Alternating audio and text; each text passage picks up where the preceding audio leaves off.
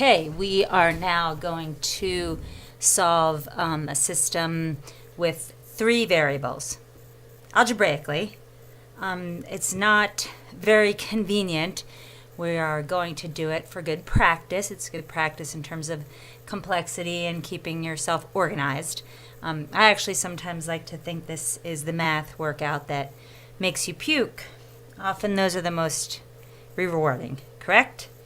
And in real life, we are usually dealing with more than two variables, and quite often more than three, in which case we use matrices, which we'll be learning about next.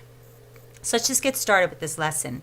I'm going to ask you to do 1 through 5, actually 1 through 9 odd, I guess, 1 through 5 odd, 7 and 9, and then if you're feeling good and want to keep going, try 10 and 11, but certainly number 17, that's just setting up a word problem.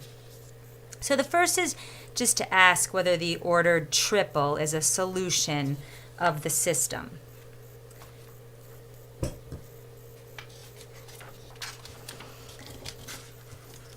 So they give us an x and a y and a z. Oh, it's Viv. I think it's the 14th, and we're working on section 3.4. And they give us a triple, an x, a y, and a z, 5, -2, and 2. And then they give us three equations. I'm going to write them horizontally. I like to put the little slash through my z to differentiate it from a 2. Oops, -2x plus y minus 3z equals -15. Let me check that. 2x minus y plus z equals 5. X plus 2y minus z equals -1, and -2x plus y minus 3z equals 15. And yeah, this is just a, you can think about a three-dimensional coordinate plane, x, y, and z. So I just want to see if these work. It needs to work in all three equations in order to be a solution. So 5 plus 2 times -2, -2. So 10 plus 4 plus 2 is not 5. Do I need to check the other as well? It's just good practice. 5 minus 4 minus 2 equals -1. Yes, it does check there. So it is a solution in this equation. -10 plus 2 minus 6 is -50. Oh, that's a -2. No, it doesn't work there either. So the only point that this is a solution for is this equation. So it's not a solution of this system. But that's what you do when it says check to see if this is a solution. The next one I'm going to do is number 8. And it's going to set us up for how we go about solving a system of equations with three variables. And in this case, I do write them horizontally. You'll see how that works out in the end. So our procedure when we have a system of three variables in all of our equations, like number 9, you have an x, a y, and a z, an x, a y, and a z, an x, a y, and a z. But notice in number 7, here's a system of two equations with two unknowns, and so that's why I'm going to do that. That's sort of the first step to narrowing down 3. So I'm going to start with just these two and say, hey, let's solve this system. So let's eliminate y because it's opposite. So I'm going to take this one and multiply by 3 and this one and multiply by 2. So I'm going to get 6y, whoops, don't forget to multiply everything, plus 9z equals 42. And down here I'm going to get -6y plus 4z equals 10.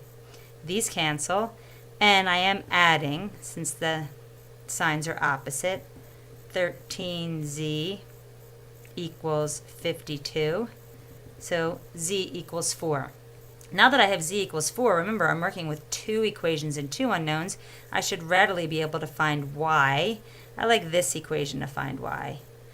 2y plus 3 times 4 equals 14. 2y equals 2, right? I'm going to subtract 12 from both sides. So y equals 1. So far in my solution, I know y is 1 and z is 4. I'm looking for x. Now I can just come up here. I don't know x. I know y. I know z. And it looks like x plus 3 equals 5. So x equals 2. And I'm not going to take the time, but technically you should go check to make sure they all work. All of the answers you get will be integer answers. So when you do number 7, you'll be able to use the same procedure. Use the system of 2 equations and 2 unknowns to solve for those two, and then come into the third equation to find the third variable. But most of these are a little more complex than that. So I'm going to go ahead and do number 12. And that looks like this. Always make sure you copy correctly. That's the hardest part. Whenever students come to me and say, "Can you find my mistake?" I say, "Well, did you copy it correct?" That's the first thing I ask.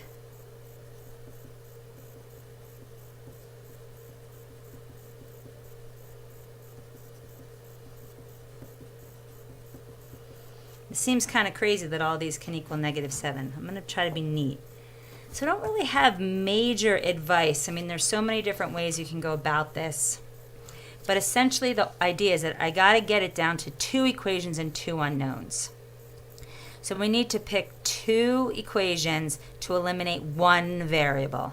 And I'm looking at this x here, and I notice if I multiply this, actually I'm going to do it the same way I did it before because I made a mistake and I don't want to make the same mistake. So I'm looking at this and I see that I can eliminate these y's right here. So I'm going to call this equation A, this equation B, and this equation C. And I'm going to use these two and I'm going to eliminate y. So I need to multiply this guy by 5. So I'm still going to have equation B, which is 4x plus 5y minus 2z equals -7.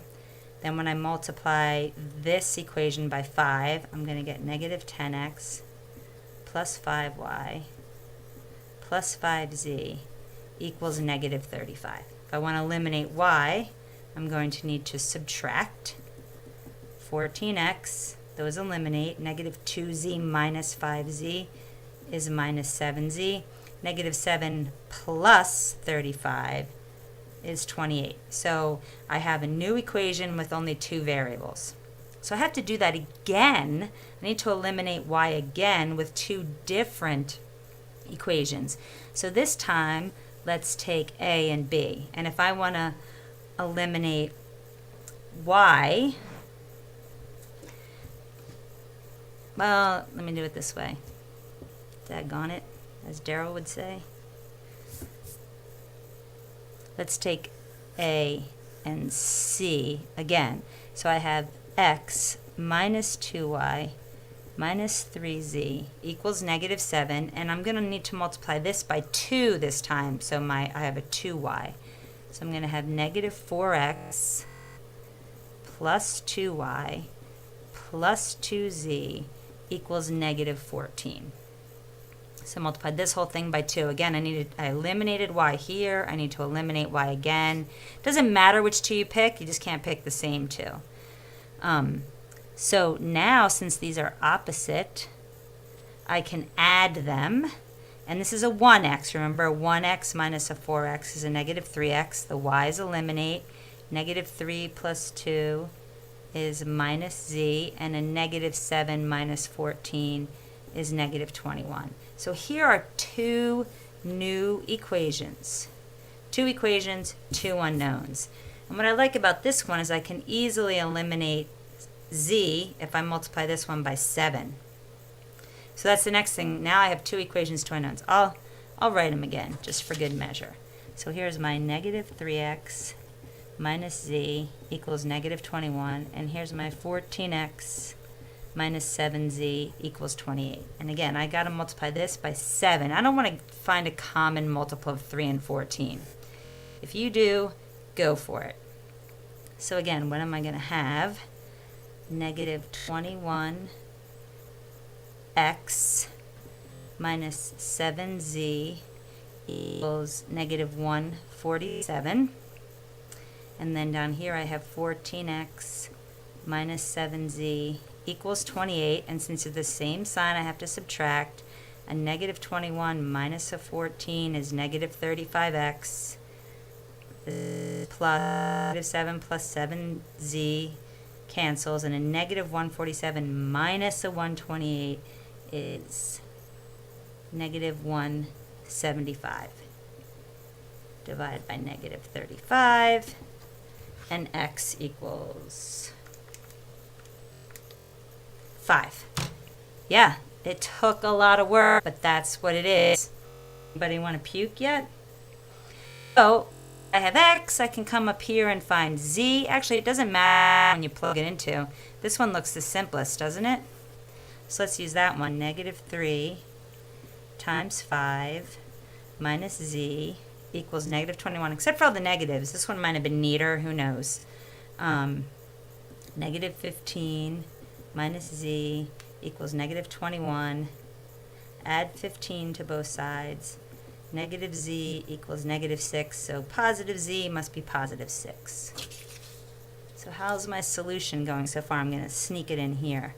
I have a 5, I don't know what y is yet, and I have a 6. So I have y. So I'd come back up here.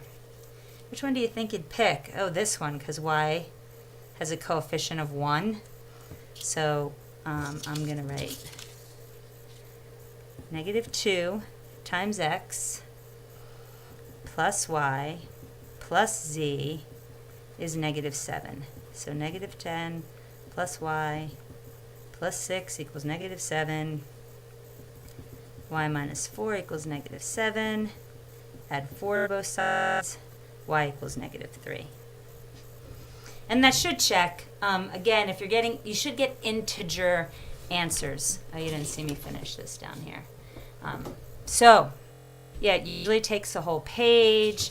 You kind of just have to keep your equations organized.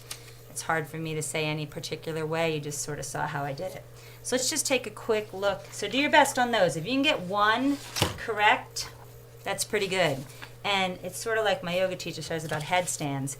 If you try once, you try twice, you try 3 times, and you still didn't get it, time to stop.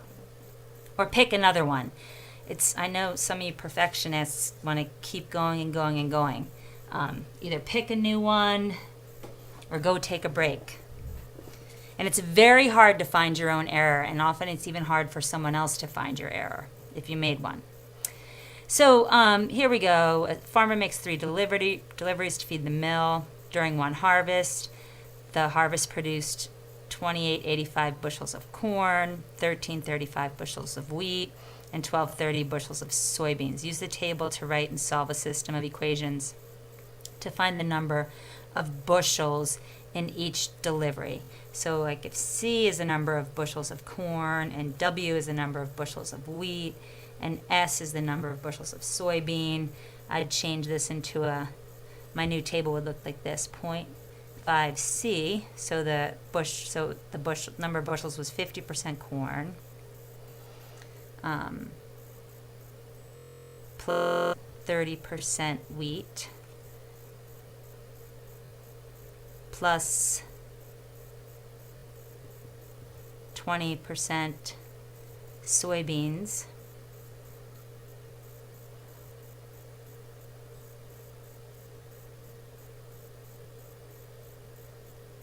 oh, the number of bushels in each delivery. My bad. Starting over. So delivery 1, so I have the total amount of corn. So this is going to equal 2,885.